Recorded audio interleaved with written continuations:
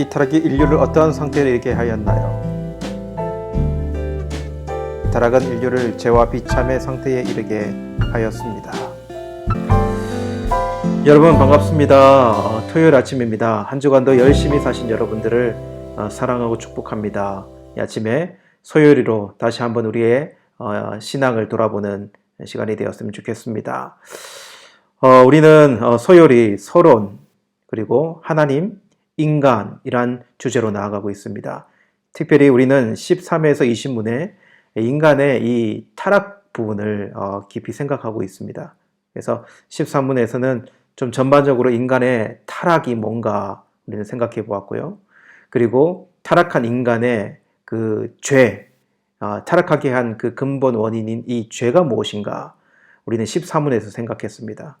그리고 15문에는 그 죄를 누가 범했는가, 그래서 첫 조상인 아담의 범죄에 대해서 생각을 했었고요.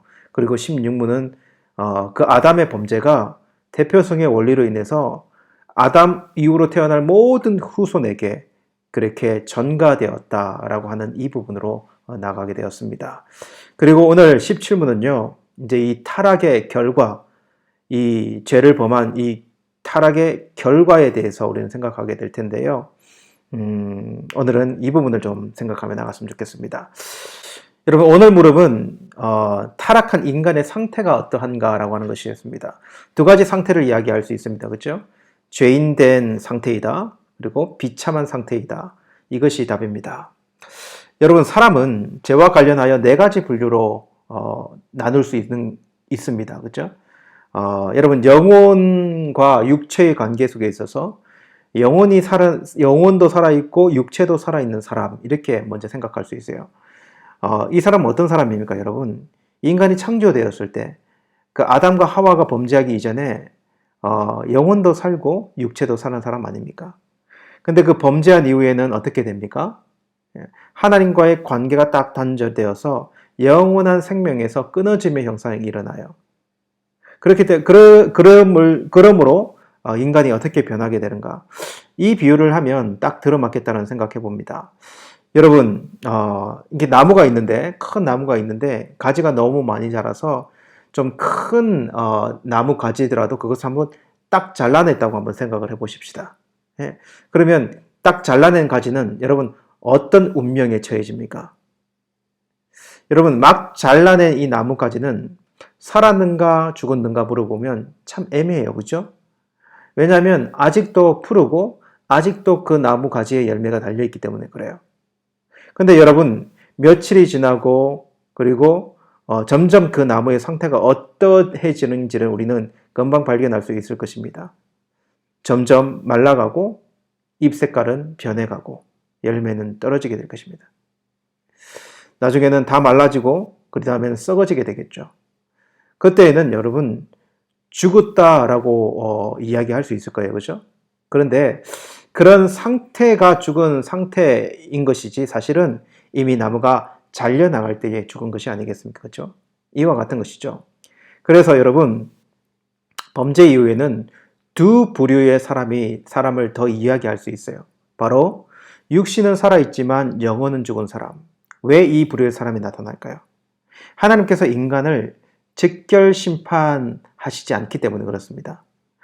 아담과 하와가 정령 죽으리라 라고 했지만 그가 범죄하였을 때 하나님께서 바로 그들을 죽음에 내몰게 하십니까? 그렇지 않다는 것이죠. 그죠? 연한을 두고요. 시간을 그들에게 주어서 그들은 이 땅을 살게 하시죠. 그죠? 그래서 아담과 하와가 살 동안에는 육신은 살았지만 영혼은 죽은 상태가 되어줄 수 있는 거죠. 그죠? 범죄했기 때문에. 그러나 이제 그 육신의 그 연한, 그 수명이 다 되면 이제 육신도 죽게 되는 것입니다. 그러면 육신도 죽고 영혼도 죽는 사람이 분명히 거론될 수 있을 것입니다. 하지만 나중에 나오겠지만 살아있을 때 예수님을 믿어 구원함을 얻었다. 이런 사람이 된다면요. 그 사람은 비록 나중에 육신이 죽어도 영혼은 사는 사람이 되겠죠. 그죠? 그래서 육신은 죽었지만 영혼은 사는 사람.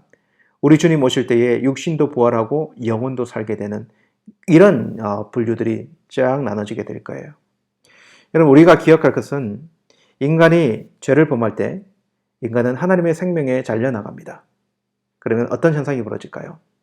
점점 보이지 않는 인간의 죄성, 그 죄성이 그 인간을 죽음으로 내몰아가게 될 것입니다. 그렇죠? 예.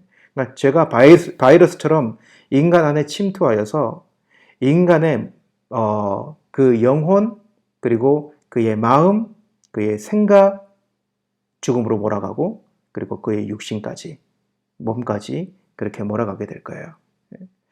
제가 인간의 본성을 삼켜버려 죄의 상태에 빠지게 만들고요. 그리고 인간이 죽어가는 것은 너무나 당연하고 인격과 도덕성에 상당한 죽음 현상을 나타나게 될 거예요.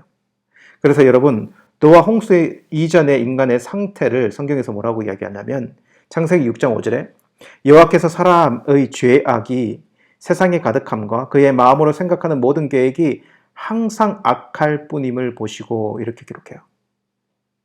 그의 마음으로 생각하는 모든 것이 악하다 이렇게 이야기하는 거죠. 이미 사람들 안에 죄성이 가득해 있음을 우리는 볼 수 있게 되는 것이죠.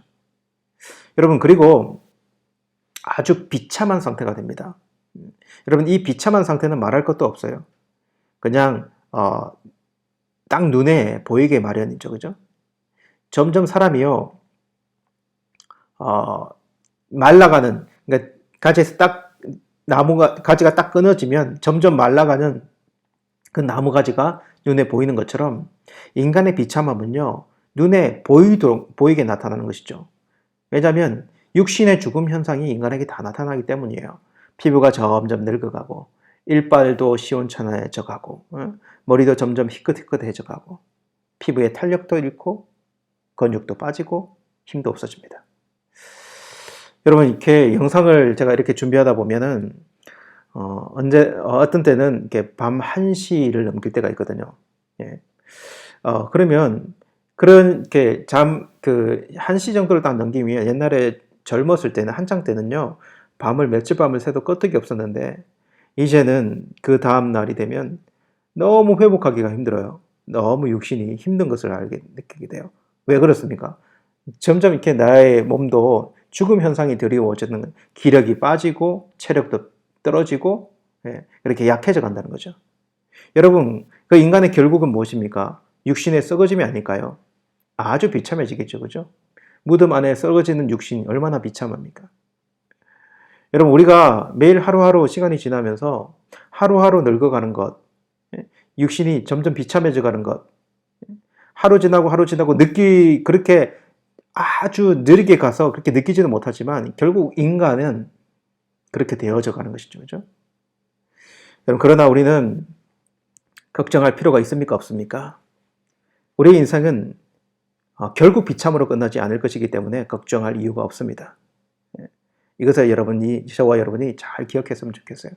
그래서 어떤 면에서는요, 우리의 육신이 늙어가는 것도 우리의 즐거움일 수 있어요. 왜냐하면 영원한 하나님의 나라가 가까워지기 때문에 우리에게는 그렇게 보여줄 수 있다는 거죠. 그럼 오늘 간략하게 이 두 구분, 죄와 비참에 대한 구분을 여러분과 나누어 보았습니다. 그리고 이제 18문, 19문으로 가면 18문에서는 오늘 나눈 그 두 구분이 있잖아요. 죄의 상태와 비참의 상태. 18문에는 죄의 상태에 대해서 조금 더 상세하게 다룰 것이고요. 19문은 비참의 상태에 대해서 조금 더 상세하게 다룰 것입니다. 여러분, 이 아침에 좀 이렇게 묵상하면서 우리 기도 자리로 나갔으면 좋겠습니다. 여러분, 우리는 주일날 예배의 말씀을 통해서 탕자의 비유를 묵상했어요. 그렇죠? 탕자는 아버지를 떠납니다. 아버지의 재산을 챙겨서요. 근데 그 재산이 생명으로도 번역할 수 있다고 이야기 드렸습니다. 아버지를 떠난다는 것은 무엇이냐면 어떻게 보면 아버지의 생명을 가지고 아버지와 멀어짐, 아버지와 갈라짐 이렇게 이야기할 수 있을 것입니다. 아버지의 생명에서 떠나 있으니 그 아들이 얼마나 비참해지는지 몰라요. 돼지 열매도 제대로 먹지 못하는 비참한 상태에 빠져버리죠. 여러분, 인간은 결국 잃은 자와 같다라고 하는 생각을 우리는 지울 수가 없습니다. 인간은 범죄하여 아버지 하나님을 떠났고 그리고 결국 비참한 운명이 되어진다. 이것이 죄인된 인간의 결국의 모습이다 라고 하는 것을 우리는 이 아침에 생각해야 돼요. 그리고 고백하며 주님께 나아갈 수 있어야 합니다. 그것은 하나님께서 우리에게 베푸신 은혜에 대한 고백이에요. 이 고백을 오늘 아침에 좀 드리면서 우리 자신을 하나님 앞에 내려놓고 우리에게 주시는 마음을 가지고 하나님께 기도하며 나가도록 하시겠습니다.